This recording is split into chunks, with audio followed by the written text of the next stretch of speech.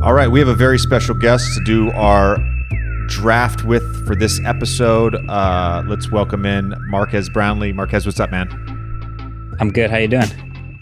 We're good. I'm in the middle of training camp right now, and Tommy has been basically living in New York for the last month because he doesn't want to shelter in place in California. I'm just holed up in New York doing nothing in the cold. Marques, so tell the audience a little bit, give the audience a little bit of what you've been up to this year. You know, you're one of the busiest people we know. So like, how's the last, 9 months been for you? Yeah, man. I mean, I make tech videos. So this is like the busy time of year where everyone's making their stuff for the holiday season. Everything has to come out by December or whatever it is. But yeah, just all year we moved to a new studio for this channel that we run making videos in. And we have been making nonstop videos about all of this tech, reviewing it, figuring out if it's any good.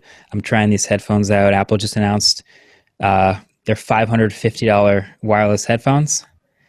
And I have to try them. I have to use them, figure out if they're worth it or not. So that's just a lot of what my day looks like. It's kind of a dream job playing with tech, but I do have to make the videos too. You were recently named to Forbes 30 under 30 list. You've been called the best technology reviewer on the planet. You started doing this in high school, correct? Back in 08 or 09? Yeah, 2009. Now you're at the point where you have, I think, over 13 million subscribers to your channel on YouTube.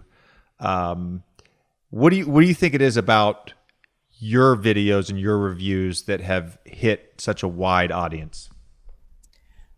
That's a good question. It does surprise me often how many people watch a tech video. When I started, it was not common. I would make a video about a laptop and 50 people watched it, and that felt about right. Just a random HP laptop. But the style has evolved over the years, and tech has become everywhere. I mean, especially in 2020, tech is everything. We're on a Zoom call now. That wasn't a thing most people did on a regular basis a few years ago. So now that tech is everywhere, that definitely helped. And I feel like it's just the quality videos, the consistency. It's been 1,400 of them, so I'm sure something's gone right somewhere in there to get people to sort of follow along for the ride. Can you give us, I'm assuming your official review is not up yet, but what are your early impressions of those $550 headphones? Because I'm very curious. When they rolled these out the other day, I was like, yeah. Yeah, they're really heavy. So the thing, like, my struggle with these is what to compare them to, because I've reviewed headphones in the past. I love these right here. These cost $112 or something like that. So maybe they're not the best comparison. I love my Sony noise canceling wireless headphones. They're $350. They're like about the highest end of what I would recommend a regular person buy. So when Apple makes something, everyone goes, oh, it's Apple. So this is something a lot of people are going to buy. But $500 audiophile grade over-ear headphones has never been a thing I would ever recommend anyone buy. So the struggle is like, yeah, they sound great. The noise cancellation is pretty nice. They're a little heavy, but the band's soft. Like, they're good headphones. But can I really recommend a regular person buy them over the Sonys, which do everything these do? And that's tough. So yeah, couple days into testing, I'll figure out what to compare them to, and I'm sure I'll have a more eloquent way of explaining that you probably shouldn't spend this much on these, but I do like them a lot, except for this color. The color is definitely out there. I always wondered this about, your backstory a little bit, because you started at such a young age, and you developed into sort of the successful presence pretty quickly, but you never worked at any of these companies or anything like that. And so where did you feel like you educated yourself, in terms of, obviously you're a super creative guy in terms of creating the content itself, but also being in a place where, there's a reason why you're talking to Zuckerberg and Bill Gates and all of these people like that. Where did you kind of get this sort of like base level of knowledge to be in this spot? That's a really interesting question. I went to school for business, but I don't think it came mostly from that. A lot of it really is just self-taught. And when I say self-taught, I mean watching lots of other videos and reading lots of other articles about the stuff you're interested in. And the other thing is my job is sort of it's twofold. It's the tech part that you talk about, like the evaluating the headphones and the tablets and the cars and things like that, but also the production half of it, which is learning to make the video, learning to be behind the camera and the editing and all that stuff. And for all of that, it's come from like just this wealth of available information. You can just go on YouTube and find whatever you want. I remember when I was talking to Kobe, maybe 6 or 7 years ago now, however long ago that was. And the one thing that he said that really stuck out was like, to me, you have no excuse not to learn as much as you can about the thing you want to get passionate about and get into, because the information's everywhere. So yeah, I didn't go to school for it or learn from a professor how to edit or how to evaluate headphones or something like that. But if you want to, you can too.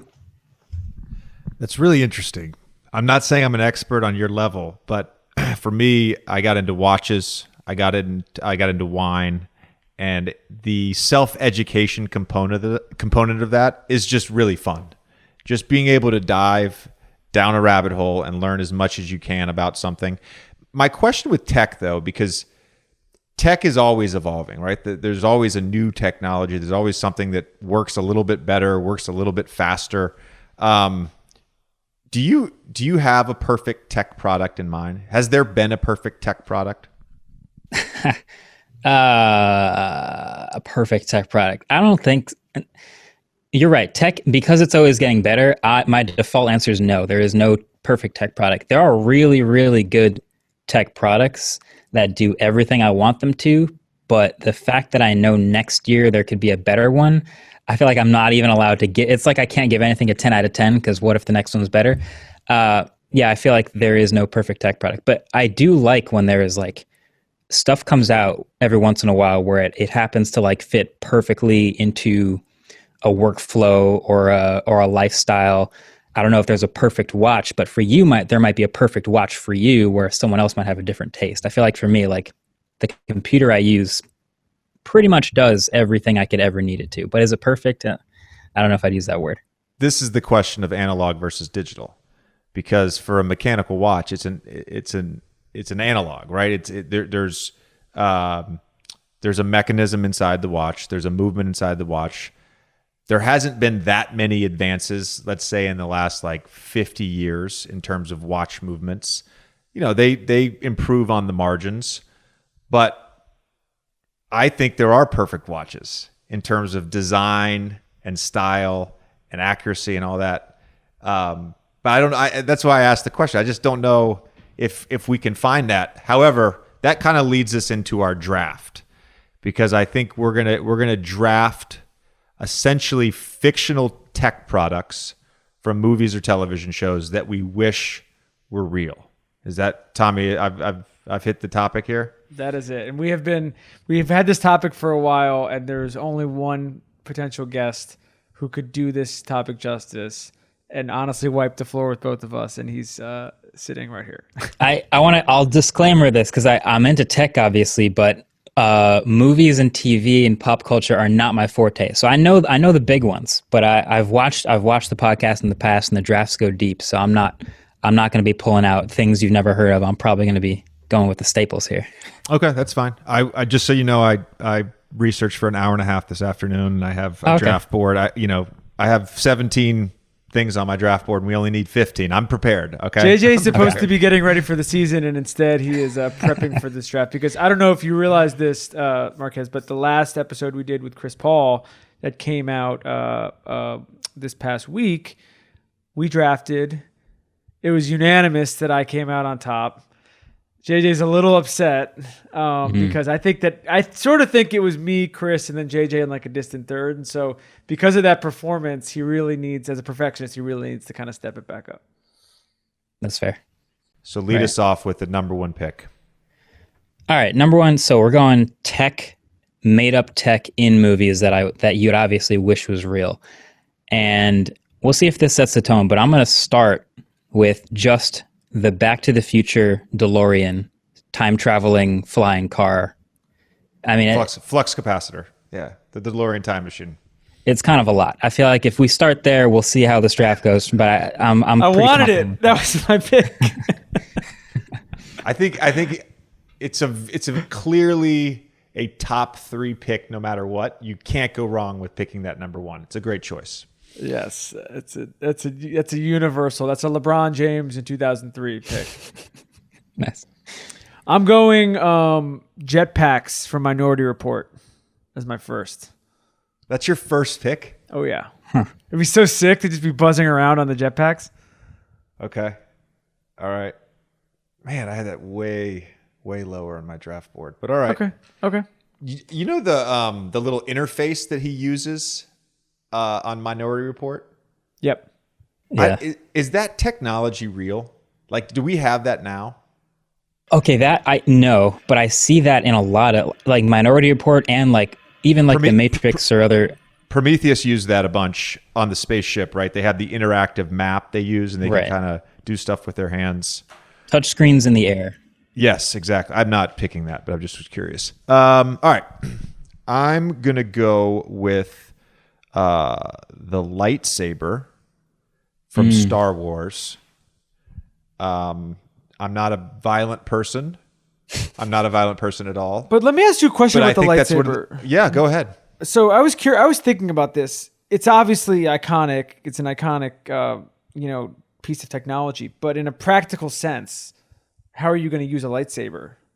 I'm going to actually have 2 of them, and I'm going to find a friend, and we're going to do what every human being that has watched Star Wars has done at some point in their life when they picked up like an empty paper towel roll and done the lightsaber thing with their friend or their brother or their sister. I see my kids do this. They haven't even seen Star Wars. But we all want to do this. I want to do that with an actual lightsaber.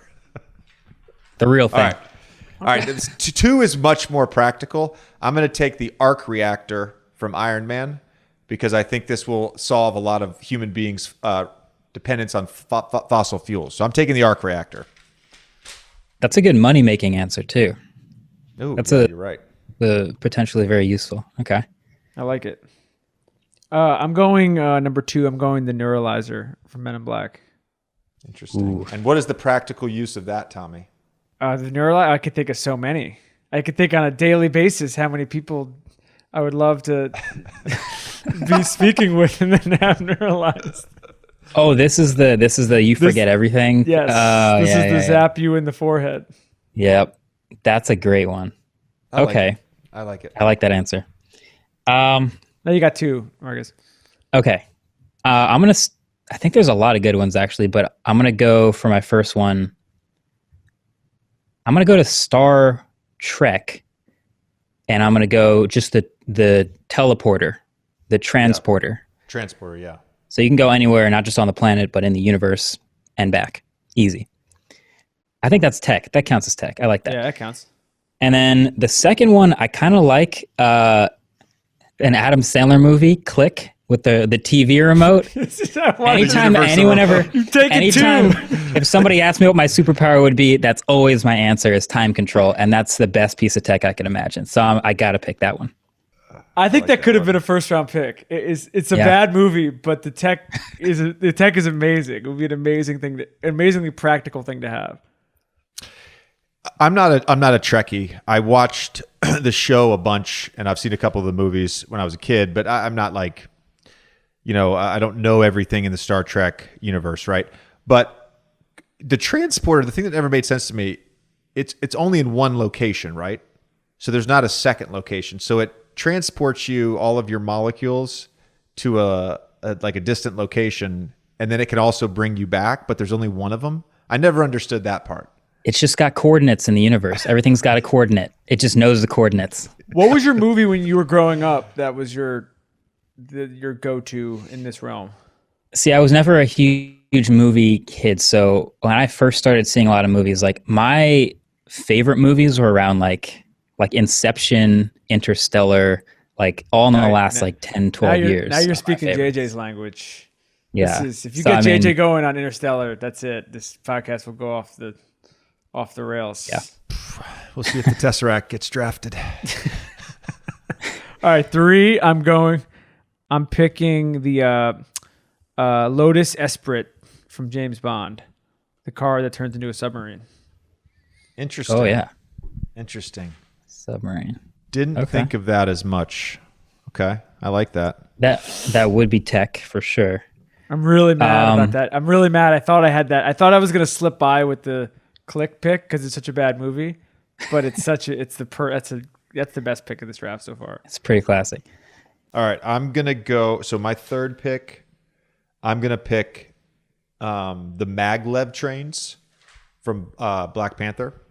Again, saving the universe and a great business opportunity.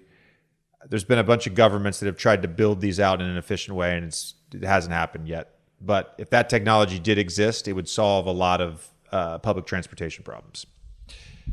Second pick, I'm going to actually go with the passive device, the PASIV device from Inception. I would like to create dream worlds and share them with my friends. I think it'd be amazing. I think it'd be awesome to do. I didn't know that was a device. I forgot about that. Yeah. Huh. Okay, that's pretty. There were some good. drugs involved too, some sedatives, but there was the device they were all hooked into. Yeah, definitely. I'm going the suit from Iron Man. I think that it would just be if there's any Marvel character that I would like to be, would probably be Iron Man, and being able to rock that thing out in the universe would be pretty fun. I have no problem with this choice whatsoever. I just want to be very clear with that, Tommy. Yeah. I kind of hoped that I had ended up with it. This is not the way the draft has gone for me. I decided I didn't want it. My issue is, why the fuck did you pick the jetpack from Minority Report with your first pick, and then 4 picks later pick the Iron Man suit? You don't need both. Who says I don't need both? That makes no sense. Who says I don't need both? Because listen, you're like, let me draw this out for you for a second. You picked lightsabers number 1, which is like a fun hobby you do twice and then you get bored of it. If I have jetpacks and me and Marquez want to go wherever, I'm going to be like, yo, dude, here's a jetpack. I got mine. Let's fly to Singapore tonight. Let's fly. It's a joint activity that you can actually go and do with other people and not just be like sticking each other with a sword for 20 minutes and then be done with it. Okay. Again, I'm not knocking the jetpack pick or the Iron Man pick. I'm knocking the redundancy of the 2 picks. Yeah. You got a starting 5 with 2 guards, 2 point guards there. It's a little much. You have 2 ball dominant point guards right now. Yeah. I see the point, but yes. All right. I'm going to go vehicle again.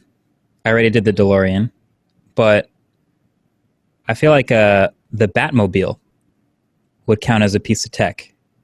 And there's a lot of superhero tech in here, obviously Iron Man suits. I'm surprised that didn't go earlier, but I think the Batmobile would be pretty sick in a lot of ways, actually. And then let me go. I might have to go a little deeper now because I've wrote down some and I used all my good picks, so now I'm really digging. I think I got to go vehicle again. Wow. And maybe I'm going too heavy on the wheels. Big car guy. But I guess electric cars, something's speaking to me, right? Flying cars from Blade Runner. So if you saw any of the scenes where they're flying through the air, you don't have to time travel in those, obviously. The DeLorean can fly too, but I'm going to go with flying cars there. Flying cars in the 5th round is real solid. Yeah. That's a classic. All right, my 5th pick, I actually probably should have taken earlier because I'm very happy with this value in the 5th round. I'm going the invisibility cloak from Harry Potter. Oh, that's a good one. Would be super clutch in every situation. I was thinking about Harry Potter for tech, and I was like, how much of that is tech? Like, is a wand from Harry Potter tech? Is the cloak tech? Or is it just a magic thing? I mean, it's a thing I want. The old man in the tree draft, it is tech. Apparently it's tech. Tommy, how much do you like saying great value in the 5th round? I feel like that's... I don't like saying it. I just get it a lot. I'm a great value drafter. What can I say? Man, I'm really torn here. Can we agree? Can we all agree, by the way? Well, we don't have to agree, but I just want to make a point. I think the tech in the MCU, in the Marvel comic universe, is just, it's it, man. We could have just done a whole draft just on MCU tech. I mean, I'm down to like 8 things that I would love to have. I'm going to stick with my cause for the goodness of humanity, and I'm going to go with the Stark medical scanner from Iron Man 2. This is basically what Elizabeth Holmes was trying to create on steroids, because it gives it to you instantaneously without the need for a lab. The medical implications of this for people would be amazing. So I'm going to go Stark medical scanner, Iron Man 2.